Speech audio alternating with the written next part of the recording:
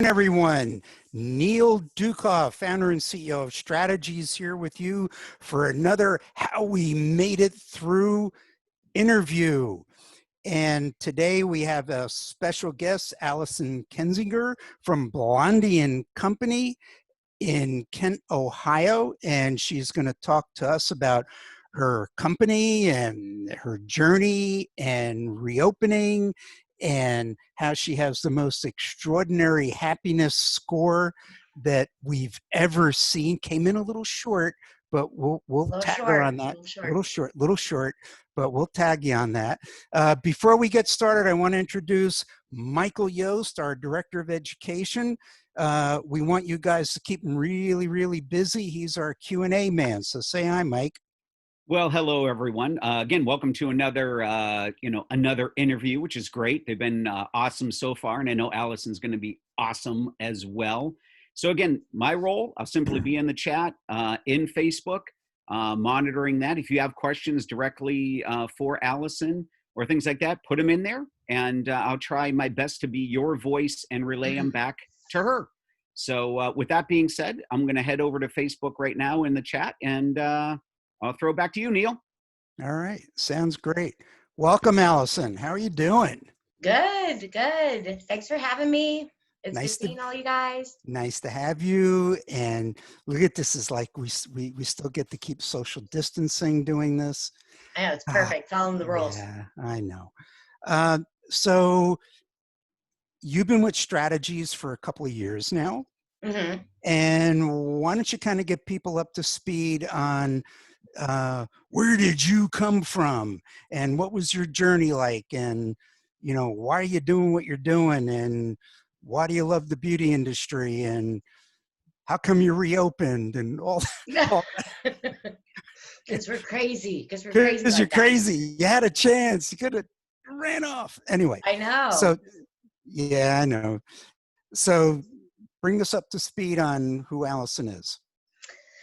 So I've been in our industry for about, I think we're on 27 years. This is anything and everything I ever wanted to do. So Blondie Company is my second salon that I opened 1 year ago, and that was a trial run. So I kind of figured out what to do and what not to do. So we've been open. Actually, we'll be celebrating 10 years this year. So that's a big deal. And I actually came across Strategies years before I even reached out, just like, came across I think it was the white paper download. So I'm like, what is that about? But oh, really? You found us through the white paper? Yes, I did. And I read it, and it was like super intriguing, but I'm like, oh, this is not the time, So at the time, well, let me just kind of back up and say that I've worked all compensation models in our industry. I've worked at corporate chain salons. I've done commission. I did a booth rent myself, so I know all of them. So my salons kind of were a merge of all of those as well. And none of them did I love. That's just what we did, just didn't know any better. So when we had decided to do a new build out and relocate our salon to just a different type of location. We're in a shopping type plaza. So what I was starting to realize was that my team that has been with me for all of those years, they were helping, like I needed them, like beyond doing services, beyond creating revenue and things like that. Like they were innovators and with me on, making decisions and things like that. But I'm like, well, how long do people do that? Like just because they love you, like that's part of their job, but they're only paid for what they're doing behind their chair. So to me, that didn't sit right. I also know that there is a roadblock at the end of a stylist's career. You hit a certain point on a commission pay structure, and you're like, well, what more? You're kind of burnt out. Then you start looking, you're like, what at-home business can I do? Or maybe I'm going to go booth rent, or just a change. Yeah, clarify what you're saying. You know, we call it the ceiling, but Okay, the clarify what you're ceiling. saying about that. Yeah. So based off of how our compensation model at the time, there was nothing more. So I remember at Incubator, I think I talked with Michael and I'm like, that was like a huge concern of mine. How do I create more? Whatever the more may look like for, those things are important to an individual and differently across the board. Some people, it would be a little bit more flexibility in their schedule. Some people needed more benefits. Paycheck security, paid vacation, you know, what did they do after they're done doing hair? You know, they want something else and there wasn't any more, you know. And there's also that piece on, hey, I got some new people starting. Can you train them? So we're going Train. to take you off the books for, you know, a couple days a month or a week or whatnot. And, you know, okay, well, how am I going to get paid? And Right. so, yeah, I mean, it's all that stuff Right. Come in that on your nobody day wants off. to I'll talk pay you a about. couple bucks. You could do the order, Yeah, you know, or you're right, my right. salon manager and for 20 hours a week. So we just hit a different phase in our company to where that was needed, you know, but I didn't have a way of doing it, you know. You could, it just didn't make sense with a commission pay structure or a booth rent or whatever. So for us, this was super interesting, but primarily I thought, if anything, I'm going to go to Incubator and they're going to show me how to read a profit loss and they're going to show me how to actually know what's happening in my company. You know, we weren't in a bad spot per se, like we had money. It's only because I didn't know what to do with it. I just kept it there. So that wasn't conducive of growth or doing anything more or greater. I just depended on other people to tell me what was happening with my company. So that's not a great spot to be in. Yeah, but we didn't disappoint though, did you? You know, No, no, yeah, actually I talked to, when yeah, I we spoke with kind of got you Bruce, I into the mean, that was numbers. his guarantee. I'll learn what we're doing. So I would say I just had a casual approach to the finances of the business in the past. You Casual know, like, approach. you know, just stuff it all in a grocery bag and take it to the accountant at the end of the year and cross your fingers, you know, Yeah, see, so. that's where you screwed up. You're supposed to use a shoebox. Oh, or a pizza box, you know, whatever you got laying around, just grab one of Pizza those, box. Yeah, a you little know, grease. something. There you go. All right. So, I mean, I will say that that was hard. That was really hard for me, especially because I was not into it. You know, like, you know, I just knew that we were safe, and that was hard to change how my brain works and how to be able to read that and catch the clues that are in those financial statements as to how you make decisions and when you should make decisions and things like that. I do sometimes not consult my cash flow plan, but you know, most of the time I do. Don't Most of the time. say that. Sorry, Don't it's the say truth. that. Don't. It's. Okay, Shh. delete, go back. But so no, we are in much better shape than when we began, and I am responsible for those things now for sure. Nice to hear. Yeah, thank you. Thank you. You did this so voluntarily, but you knew it was time, and you do have an understanding of your numbers, and you do have a cash flow plan, We and do. you do follow it. Another thing that was frightening as an owner or an owner that's a stylist was I, at the time, was definitely over 50% of the revenue in that salon. That made me really nervous, you know, You personally.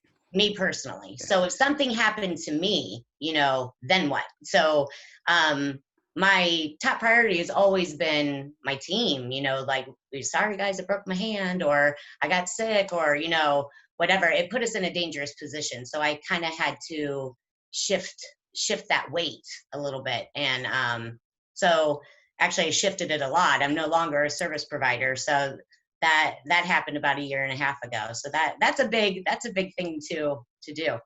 Well, explain that. How did all? You know, I think not every, many owners, short of every owner, always has this thing about, you know, I want to get out from behind the chair or the treatment room, or whatever. And very often they'll get out from behind the chair or treatment room or whatever and find themselves that they have to go back because you can't keep taking the same pay when all your customers started going to your people, and what you were making off of that, quote unquote, on a sort of commission is, now they're getting commission on that. So you were able to not only physically but financially get out from behind the chair. And explain how that went. So at the time I was 25 years behind a chair, and the majority of my clientele, had been consistent throughout the years. Now, one thing that I always had done before strategies is I knew that I never wanted to be the best in the only. Like that, to me, after you hit a certain phase in your career, you're like, oh, don't say that. I'm not, because that's crippling to a person. That is debilitating to a stylist. You have zero freedom. What if you get sick? What if? Yeah. So, Yep. and it's not true. Everybody is, everyone has a little bit of a different flair, but everybody is capable in our salon to service at the same level. It's not the exact same haircut that I would give, but it's the same standard of service. So we've always had done that. It was never my client sort of a thing. It was putting the priority on that client's need and when they needed to get in. And they learned quickly that if they had more choices, that it really served them better. So I did get a little bit of resistance from a few, but I was 4 days behind a chair at the time. And I couldn't choose who I would service if I was only behind it 1 day a week. So to be fair, it was like all or nothing. And,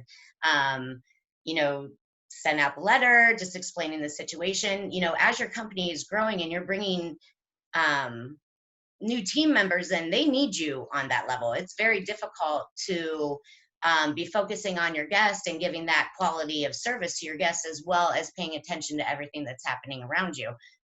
It can be done, but it's exhausting, to do it. So what does your job look like now? Because you said it's been over a year, just over a year. Yeah, it was the So, year this past October. okay. That we did. So what's your job look like now? What do you do? So, Sunbathe, relax. yeah, I just kick back. Some people be like, well, what do you even do now? I'm like, nothing, man. I drink coffee and I come out and talk to you. So, I mean, you really can't answer them what you do. And it's even hard to explain what you do. It gives you the time to put your focus in the growth of the salon, where before you were surviving the salon, so I'm always lately. So what I've been doing this past year is the certification process for onboarding new team members. So that was a lot of work. The whole ITP training thing, and I came to Connecticut and took that. Yeah, Allison's referring to our internal training program, and Eric or Michael could put some info on the in the chat on how people can learn more about that. But continue on. That was a huge eye opener for me. Finding the right fit for our salon changed. I quit trying to tell them what I'm going to do for them. I needed them to bring something to us, and it takes a lot of time and investment to bring someone in and get them certified through everything that we do. It takes my team to be willing to do it as well, especially since I'm not a service provider anymore. So training the team on how to do that, and the ones that are wanting to do that, it takes a particular type of person that wants to grow another individual. So it's interesting because over on my right, I have your critical number dashboard in our command center open, so, I've got your numbers right oh here. gosh. All right. So you see, when you become a full-time owner leader, you're able to focus on the systems, and you're able to focus on consistency. Now, the one way you're doing your job and you're doing it well, is you look at the critical numbers, which are a numeric readout of the thinking and behavior of your company and your leadership and your ability to implement consistency and accountability and all that. So I'm just going to kind of put out a couple of numbers here and applaud you for some, not all. So here we go. All right, so let's just look at the month of May.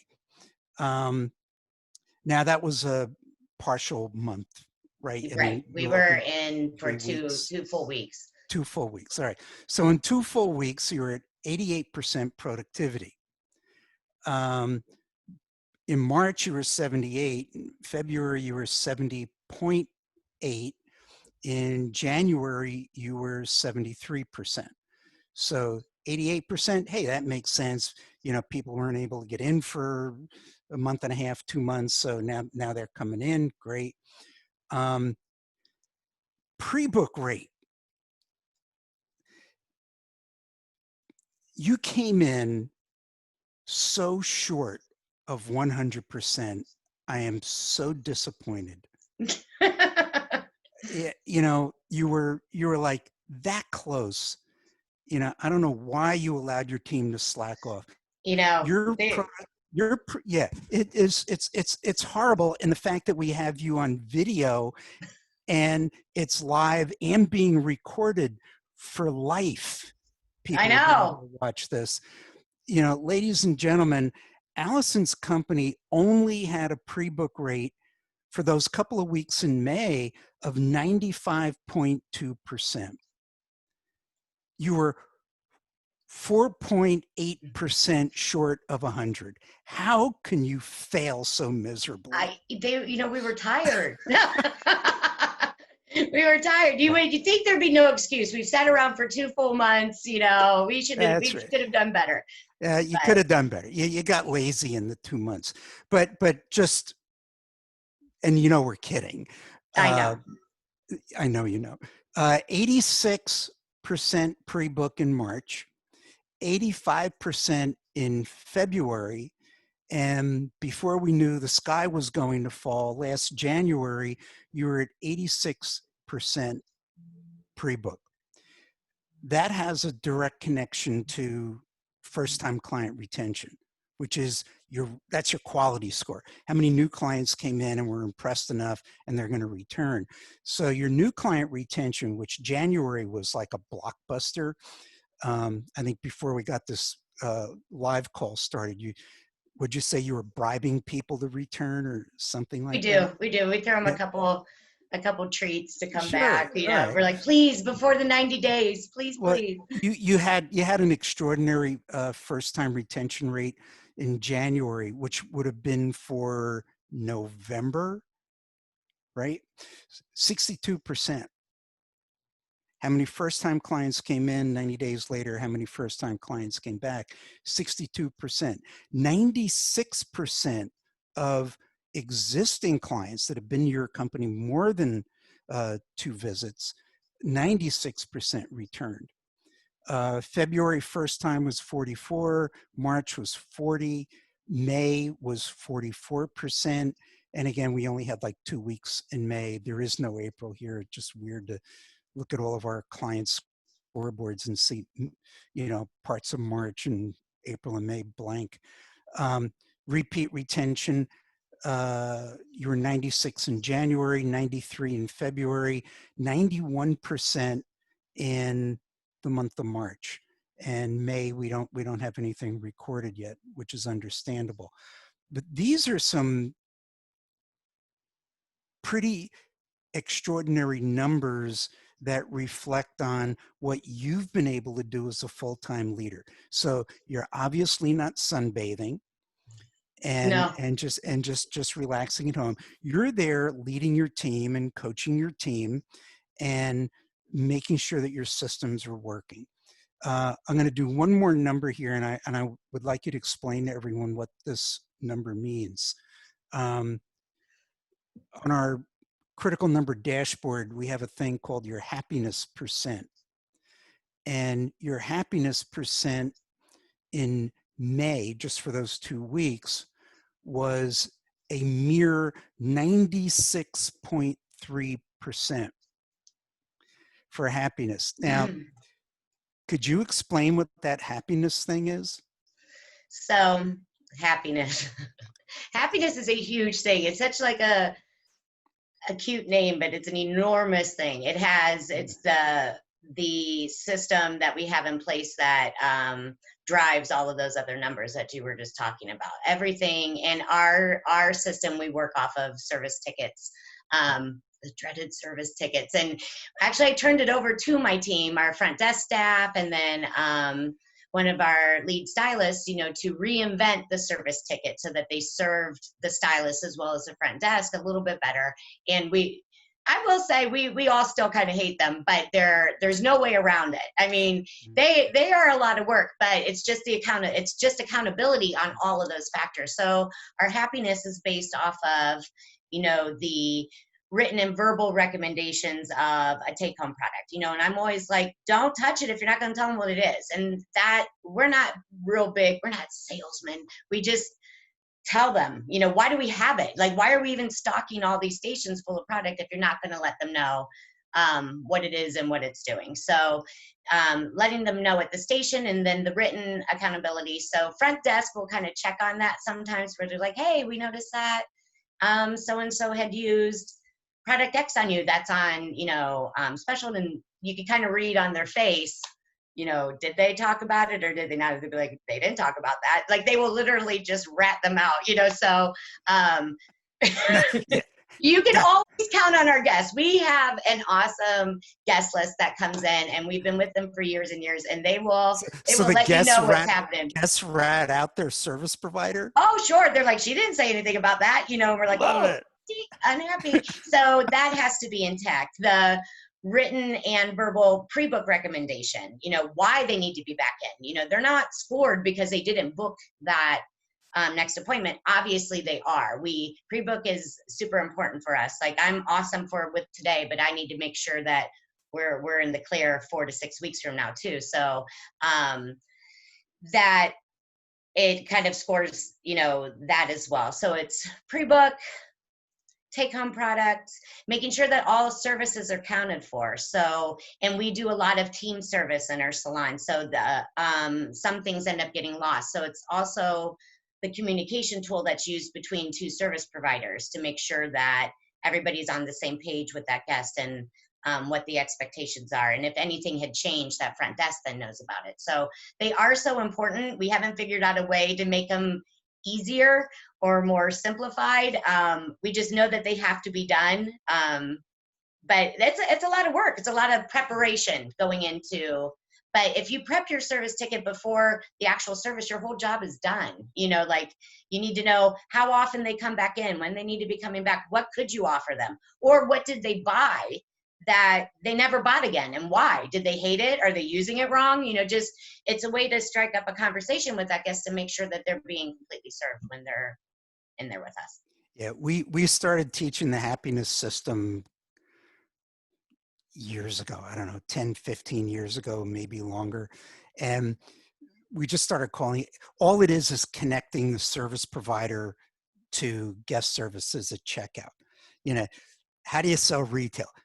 Service provider recommends it. Front desk says you want to buy it. Right. And how do we get a pre-book? Here's when it needs to be done again. Here's the maintenance cycle. I'm going to write the date down.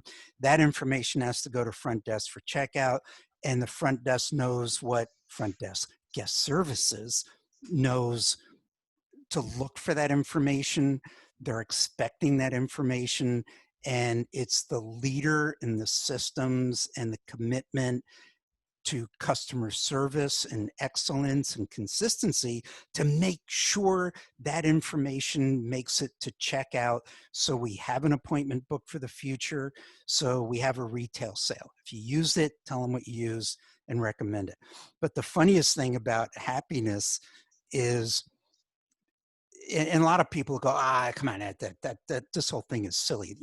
It's what we have to do anyway. Yeah, if it's what they have to do, but how many salons do it at 96.3% of the clients that check out got a pre-book date and a product recommendation and a recap and an accurate ticket, meaning if you did something, you got to charge for it. Right. And if you charge like for it, added charge the right, product or yeah, so charge the that's right just money price out for the it. door. And the team is totally in touch with that. And also it's like setting everybody up for success. We all know that each of our jobs, if one of us is slacking on our job, it totally affects everybody else all through the salon. So we're definitely team oriented, where nobody wants to be the drag. Nobody wants to be the one and the reason why we weren't successful in that. But you really need to quit gloating on that 96%, because at huddle every morning we're all like 93%, and we're all like, who was it? Who was and you rat each other out. It was me. It's me. I did it. It was me. I did it. But it is definitely a necessity to have, for sure, as much as we all, including myself, dislike it, but we know the importance of it. All right, so let's talk about the recent events. So in March, you got to shut down. We've got this pandemic. Nobody really saw the thing coming. It's like we kind of knew it was happening, but all of a sudden it was all over. Then we get the order to stay home. What happened through that? How did your staff react? How did you react? What did you do? Did you get everyone on unemployment? Did you apply for a PPP loan, disaster loans, all kinds of loans? Did you, all the loans, yeah. All the loans. What happened? So I was just sort of paying attention and, seeing that it was a bigger thing than something happening over in, just New York City or a crowded city, bigger locations than what we are. And I started to get nervous. My number one priority is always the safety and health and happiness of my team, as well as our guests. So it was a Saturday and in the salon and just kind of gauging it. And I'm like, everyone's putting out these social media posts that we are committed to keeping you safe. And I knew that was a lie at the time. We weren't, like, we'll clean a shampoo bowl, but I'm just looking at how crowded it is and how this virus was spread. And I'm like, just getting real nervous. So it was, put my money where my mouth is. I talk about keeping people safe, and I'm for the dollar, I'm going to keep open. So I shut it, and a couple days later, our governor shut down the whole state. So, but honestly, I thought it was going to be for 2 weeks. In my mind, everything's 14 days. And I'm like, anyone, we could survive, 2 weeks for sure. We do have a savings, and I will admit now that talking with my coach, I'm like, 3 months. I'm like, does that include payroll? Why do we have to have that in savings? What could possibly happen for 3 months? You're talking 3 months cash reserve. Yes, 3 months of cash reserve to be a able lot to of clients cover. A lot of clients think we're joking around when we teach that, coach that. Right. Not anymore. No, not anymore.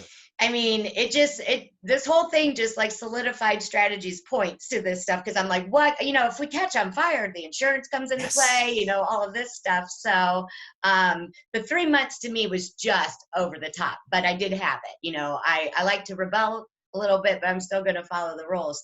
So I knew financially that we could withstand that. But, the problem I had was, that there was no end, like we didn't have, okay, just make it to this date. It just was this ongoing thing, with not much clarity as to what's going to be coming. So, but when I closed, I immediately put everyone on unemployment. We filed immediately, and then including myself. So that was another thing that strategies helped me with, to where I became an employee of the company and not just a sole proprietor, so my salary was covered as well. So we were all safe and snuggly, and I felt content with that, and then as things progress through and you're like, okay, so you try to stop the bleed as much as possible, you try to work with landlords and creditors and all of that type of stuff. And I was blessed through the whole thing. I cannot complain. Like, I do have a network of great people that I work with who helped me out a lot to take that burden off. So that part was I felt safe with that. It just was this whole thing of sitting here. I don't function well in a shutdown. I'll admit that. Like one of my teammates, and she's worked with me for years, she said quarantine Allison is the worst version of Allison she's ever seen. Like I was not productive. I couldn't focus on anything. You know, I would love to say that I just like rebuilt my company and I did all these awesome things, and I wasn't. I sat in my pajama pants. So if anybody else did that too, you know, we can have a club. But it seemed like you went from doing nothing to, you know, our governor came on and gave us 1 week. So I was making eye contact with things, but you weren't sure as to where you should invest your energy and money into reopening until you knew what those guidelines were. So we had a week to get open, and we did it. But nothing could have prepared me for the shutdown, and nothing could have prepared me for the reopening of that too. So, but it was a lot, and it was a lot of work, and we, you know, made it happen. And my team, from the beginning up until the reopen, I think that they trust me enough to know that I have their best interest. There wasn't anything like, why are we doing that? Or they didn't question it. Not like they're not entitled to question, they just didn't. I think that they felt safe enough to know that I'll look out for them, you know, make sure that everyone came back? Everyone came back, yeah. There was a couple to where I gave them the option, you know, if they were a little more afraid, or they had you know, certain personal issues on why they wouldn't want to put themselves at risk. I mean, because let's face it, we are. Yeah. You know, to where they had that choice to, they could have just stayed home until they felt safer to come back. But everyone's like, how long are we going to stay home? You know, like, when is a good time to come back? So yeah, they're all back. And we changed a few things. We used to be open 5 days a week. Now we're open 7.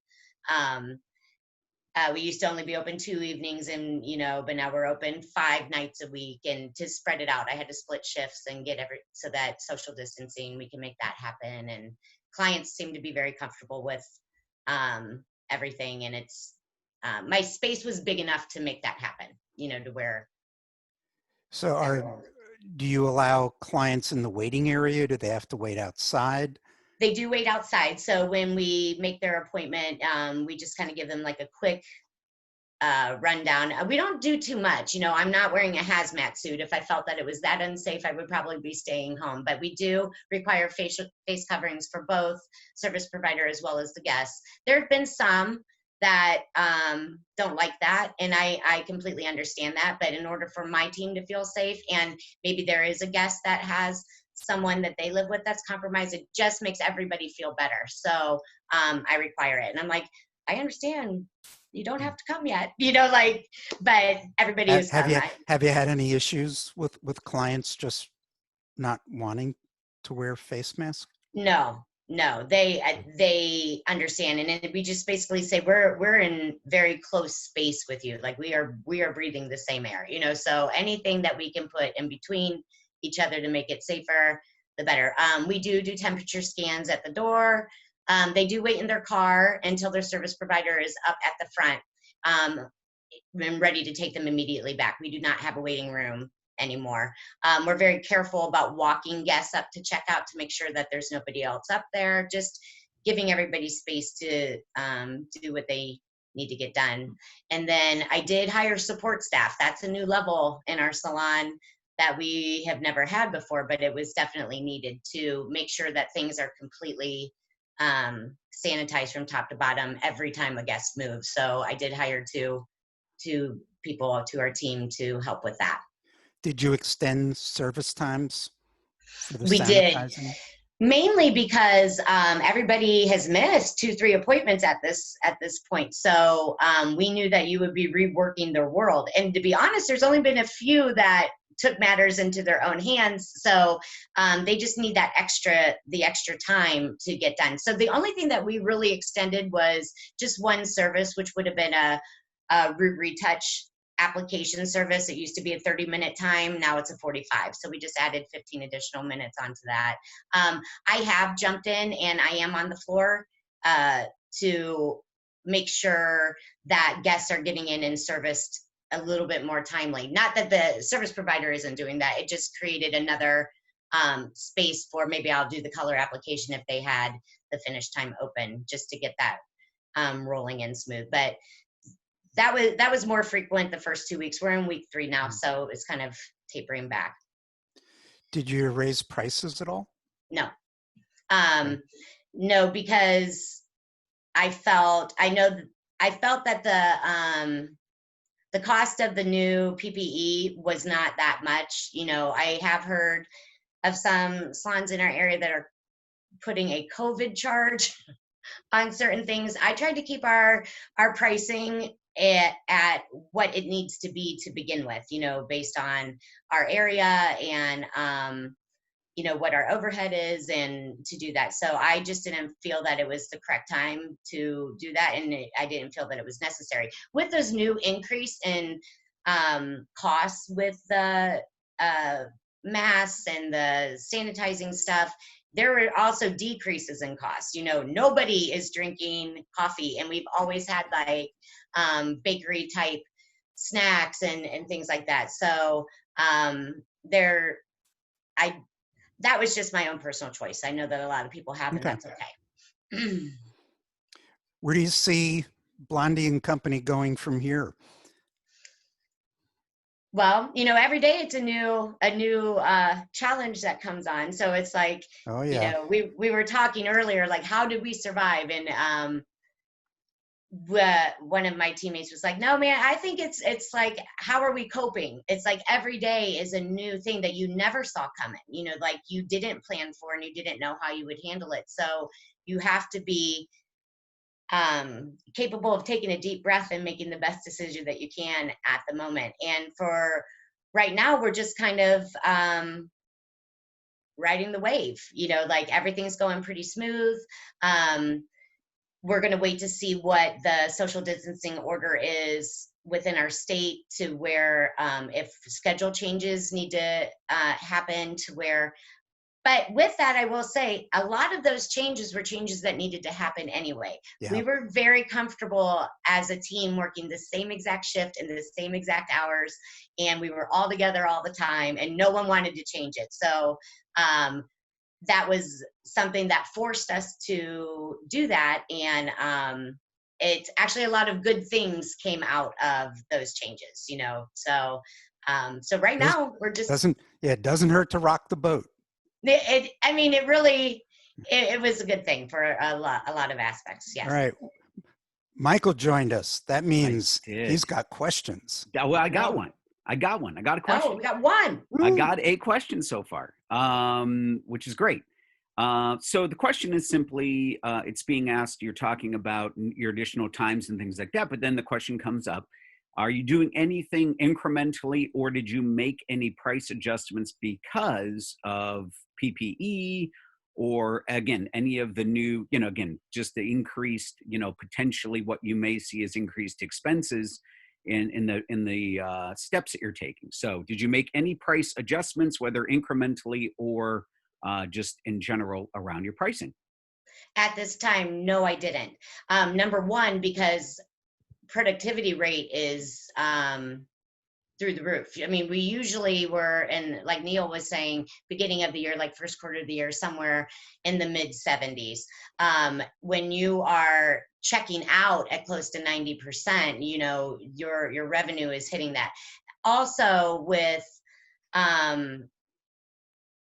the PPP loan coming in and that type of stuff. Right now, I just wanted everything to come in. I'm not saying that in the future that wouldn't be something that I would need to take a look at when productivity rate starts to go back down a little bit normal, because it will for sure. You know, I knew the first 4 weeks of getting everybody serviced and everybody in would be that influx of revenue. And then, you know, I'll reevaluate the real numbers when after we get done with this initial phase.